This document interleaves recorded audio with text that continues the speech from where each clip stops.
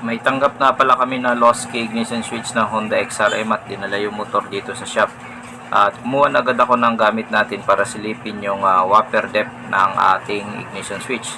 So bali 5 pins nga lang pala yan. So tiningnan ko yung U-box at yung ignition switch ko magkaparehos. Nilagyan ko ng WD-40 yan para mas lumambot yung mga spring ng ating pins. So dito nga ay nakuha ko na yung ating cutting depth. So kumuha na akong key cutter.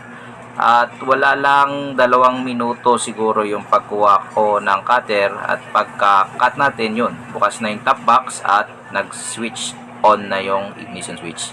At ibinigay ko na kay G-Boy para i-duplicate yung susi, no? So bale 2 susi yung ibibigay natin sa customer. At dito nga ay natapos na rin agad ang pag-duplicate ni G-Boy at susubukan na natin.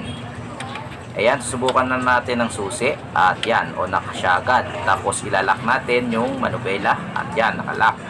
Tapos sa top box naman tayo, ilalagay natin ang susi sa top box, sa U-box pala. Ayan, gumagana na siya. At i-open na natin. Ayan, na-open na ang ating U-box. Sagadiin pa ka mo sir, dili lang, para iso? Tadlong pa, layo pa di ay.